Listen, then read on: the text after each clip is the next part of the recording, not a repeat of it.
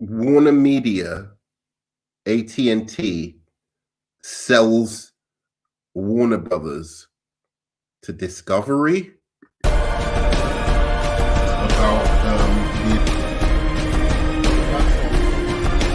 by making Cavill this guy again.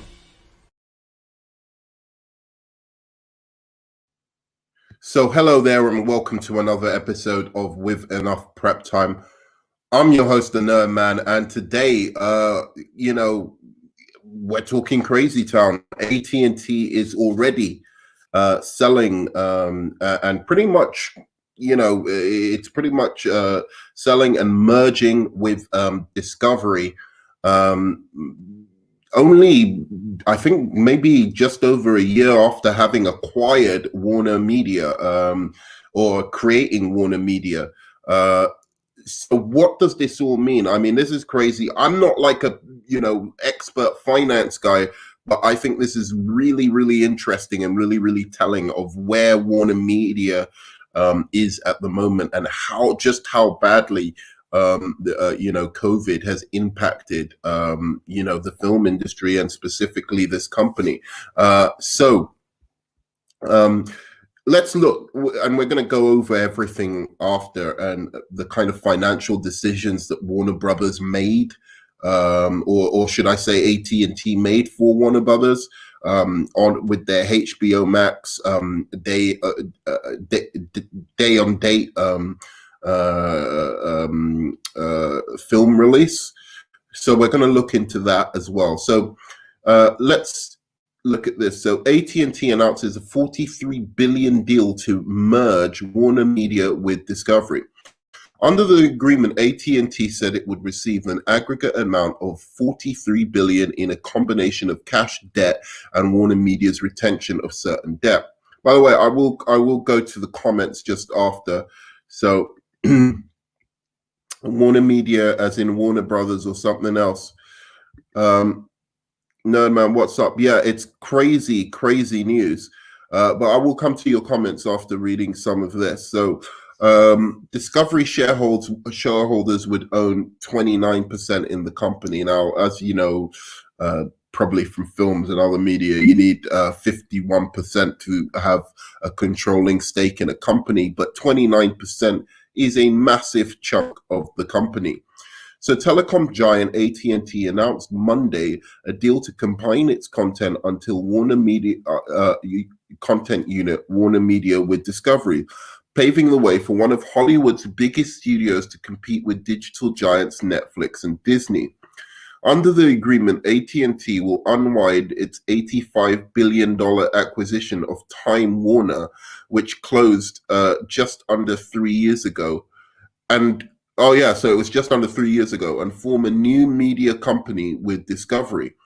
The deal would create a new business separate from AT&T that could be valued at as much as $150 billion, including debt, according to the Financial Times. So AT&T said it would receive an aggregate amount of $43 billion in a combination of cash, debt, and WarnerMedia's retention of certain debt. AT&T shareholders would receive stock representing 71% of the new company, while Discovery shareholders would own 29%, it added. So, basically, WarnerMedia or AT&T essentially inherited Warner Brothers' debt. And that whole group, HBO Max, Warner Brothers, and etc., when it acquired them, but specifically Warner Brothers, I believe, as a film studio, was in massive debt when they were acquired by AT&T. AT&T has not been able to make up any of that debt in the last 3.5 years, and pretty much, I think, all of the financial decisions made by the top execs, for HBO Max, for Warner Media, have not been great and not reflected well on the company. The company has been hurt many times by various controversies. When you look at what happened on the Ellen show recently, that was a massive controversy. You look at what happened with Warner Brothers and the day and date film doing releasing their HBO Max, all Warner Brothers movies or Warner Media movies on HBO Max day and date after COVID hit. That was a massive. That was obviously a massive controversy because so many filmmakers came out and said, we don't want to work with Warner Brothers anymore. That must have hurt it immensely. Plus, they needed to do loads of payouts to these, directors. Now, in the whole big scheme of things, that's really a drop in the ocean, right? Like, I don't know how much they paid each director, filmmaker, whatever, but they had to pay out a lot just to do that day and date strategy that they decided. They didn't really seem to have thought it out all of that much, and I'm sure that cost them a hell of a lot of money. But that only increased an already inflated debt that they had when they inherited all of these new, all of this new stuff, or all of this new infrastructure. AT&T, I mean, when I say that. So AT&T said it would receive an aggregate amount. And of course, there's the Snyder cut, all of that kind of stuff, which didn't necessarily pay off either. So AT&T said it would receive an aggregate amount of $43 billion in a combination of cash debt and Warner Media's retention of certain debt. AT&T shareholders would receive stock representing 71% of the new company. But okay, if approved by regulators, the deal effectively reverses AT&T's years-long plan to combine content and distribution in a vertically integrated company. The company said the deal is expected to close in the middle of 2022. Now, what is a vertically integrated company? I don't know what they mean by that. They should maybe explain these things a little bit more clearly to the layman. Shares of Discovery were up as much as 9% Monday morning before falling 4% in the early afternoon. AT&T's stock price up less than 1%. The other important thing here is what we'll see later. It says the new firm's singular mission, Zaslav said, is to focus on telling the most amazing stories and have a ton of fun doing it. However, the future of Warner Media's current CEO, Jason Kilar, is uncertain. On a press call Monday morning following the announcement, Stanky said Jason Kilar still holds his title, but it will be up to Zaslav to decide if Kilar still has a job with the new company, right? So this is the new guy that they've put in charge, right? This is interesting because I'm pretty sure it's Jason Kilar for the Snyder Cut kind of bros. It's Jason Kilar who's the one that they put all their hopes on in terms of, restoring the Snyderverse. So that's kind of interested in that case. AT&T owns CNN, HBO, and Warner Brothers after it acquired Time Warner, since renamed to WarnerMedia. This is also complicated. Discovery's channels include Animal Planet, TLC, and the Discovery Channel. So it doesn't look like they're acquiring something that really fits in with the image of HBO Max, CNN, and Warner Brothers. But, there we go. They've got Animal Planet, TLC, and Discovery Channel. At first, when I heard Discovery, I thought it was the guys who own Star Trek, but apparently not. Zaslav said on the press call Monday that he believes the combined company will be able to differentiate itself from top streaming services like Disney and Netflix by offering a combination of news and sports on top of entertainment properties like Game of Thrones and Harry Potter. See, that doesn't sound good to me. I hope that, because again, I don't know if HBO Max is going to be affected by this as well. So are they going to change the way HBO Max is? Are they going to change HBO Max to something else? And what possibly could Discovery add, if they're going to change it to HBO Max Discovery Plus or something like that? What could Discovery add to that? Animal Planet and CNN or something like that?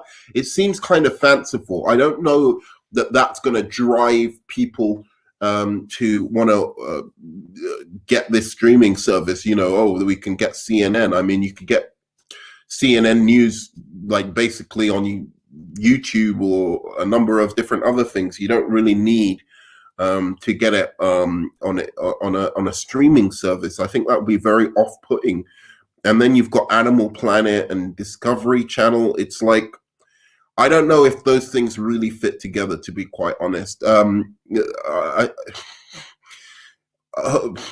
anyway, all you can hope is that they have the money now, or the funds, by becoming bigger, to actually invest more in HBO Max and Warner Brothers kind of IPs. That's what you'd hope for.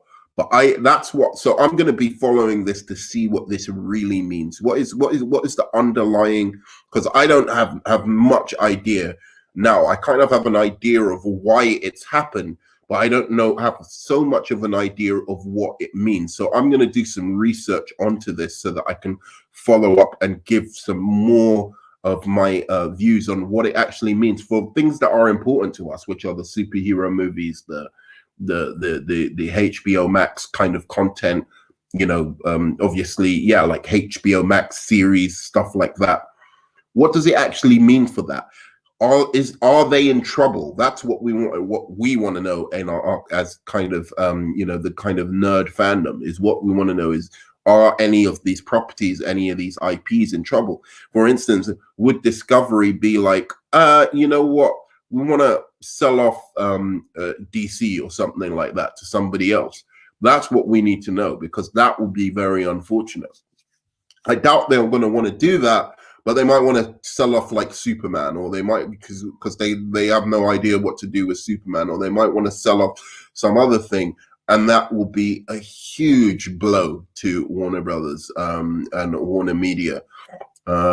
If people are whispering in their ear, here we're in tons of debt, and you've got these massive assets, and they're not working out for you, why don't you sell them off? And that's probably what we need to worry about. It really is, because selling Superman off and all the content around Superman could easily take off quite a chunk of their debt. You then sell off something, other kind of IPs of Warner Brothers, and you start splitting things, and then things like Justice League get to become much more impossible to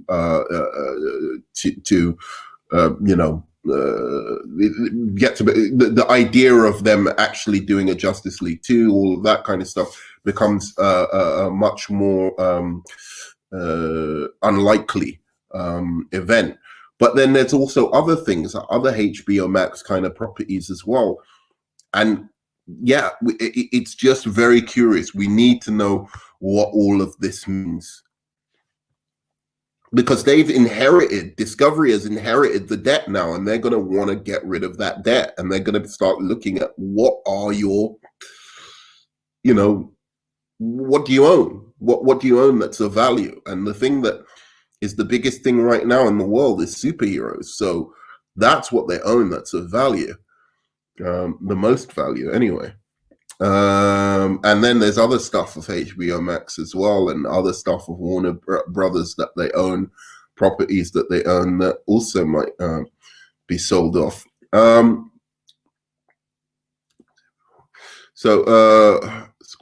Zaslav said he has a goal for his new company to reach up to 400 million streaming subscribers across the world, up from 100 million subscribers two separate companies have today. Zaslav also said on Squawk on the Street that the deal was possible now after Stanky collected many of WarnerMedia's various media properties under a single brand instead of selling its content to third parties like it had done before the AT&T acquisition. John had a vision to bring all that content together, Zaslav said. Zaslav did not provide concrete details for what the new combined company streaming offering will look like, but did say there will be a lot of flexibility. HBO Max is preparing to launch a cheaper ad-supported version of its service in coming weeks, and Discovery Plus, which launched early this year, offers an ad-supported version as well. We're going to do it differently, Zaslav said. We will have the flexibility here in the US and around the world to determine how we create the ecosystem around this extraordinary IP. We'll see over the next 5 years as we learn about the consumer, what the consumers want and how they want it. HBO and HBO Max reportedly have about 64 million subscribers worldwide. Discovery said last month it had reached 15 million paying subscribers. Right. So, I mean, we've talked about, like, as I said, what interests me about what's happening here. Yeah, we talked about what interests me about what's happening here already. I think the kind of interesting thing is does it mean for DC? What does it mean for these core properties? Do me a favor, give me a high five, smash that like button. Do help me out with the algorithm there if you can. But yeah, this is fascinating news. I do not know what to make of it yet. What I'm going to do is I'm going to do a ton more research and follow up on this, because know that this is very, very important. So now, if they sell Batman, then it will all go downhill. I don't think they'll sell Batman. My worry is they'll sell something like Superman, Green Lantern, those kind of properties. I think they'll keep something like Flash. Wonder Woman they'll keep because they know, more recently it's had success. But I think things really like Superman and Green Lantern, or Martian Manhunter, stuff like that. I think they'll look at that kind of stuff and think, hey, superheroes are big. This is a big IP. Maybe we need to start selling some of these characters off. And that is my big, massive worry about this, because that's what they'll think like. They'll think there's debt there. We want to get rid of this debt. We've just acquired a big, massive company. How can we get rid of this debt? That's what they'll be thinking like. If Discovery sells DC, give it to Amazon. Yeah, possibly. I mean, I'm sure that, companies like Amazon right now are looking at this merger, looking at the debt, and they're probably sending in offerings to the guys at Discovery, the CEOs at the CEO at Discovery.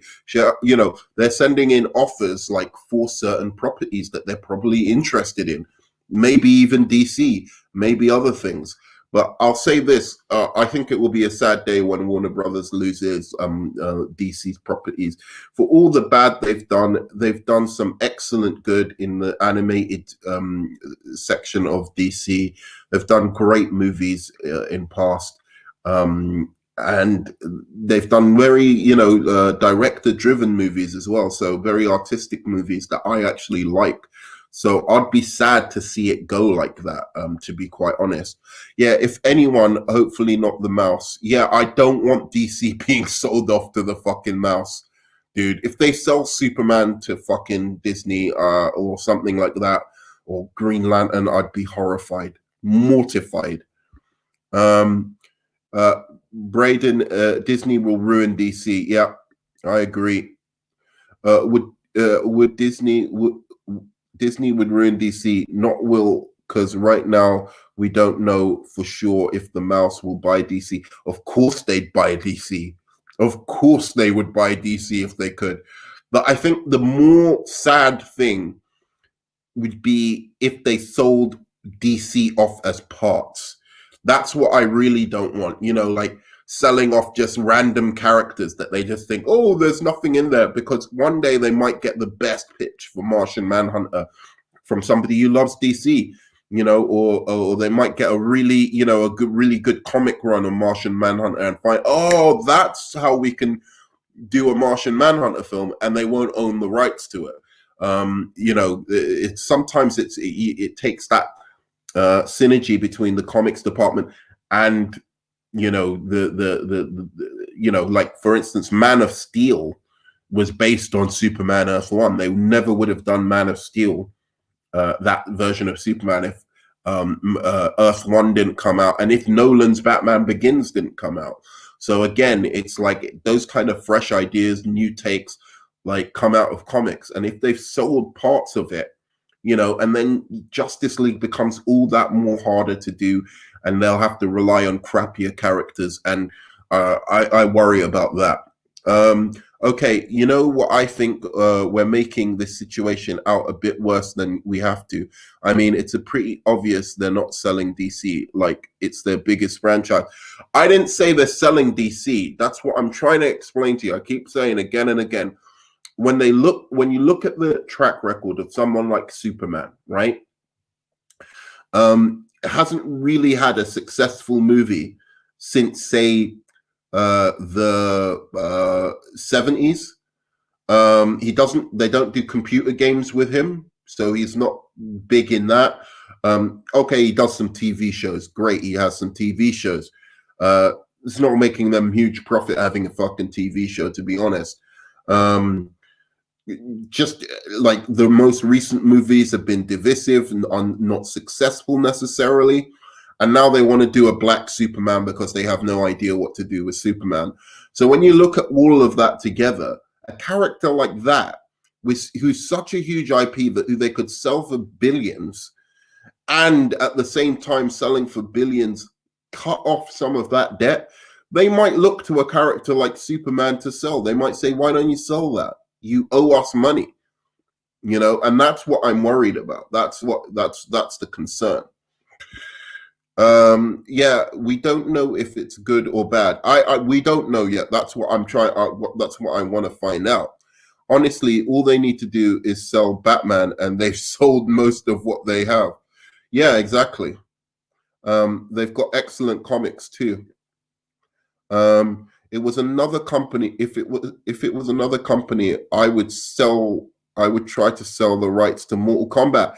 Yeah, exactly. That's another thing they could sell the rights to. Didn't make that much money recently. But selling DC in parts would suck so much. DC can be so interconnected. DC just needs a Feige, but we'll see what happens. Yeah. Basically, that's all I have to say. I'm not some finance expert or anything like that. I don't know the companies that well, but that was my immediate thought when I saw this. So I just wanted to share that with you guys. So I'm going to leave it there. Thanks so much for all the comments, all the interaction. Always love that. And do me a favor, give me a high five, smash that like button, subscribe for new content, and of course, do comment. I do tend to, obviously answer to the comments as much as I possibly can. But apart from that, guys, you know what I'm going to say now? I'll see you on the flip side, and I love you 3000. Peace.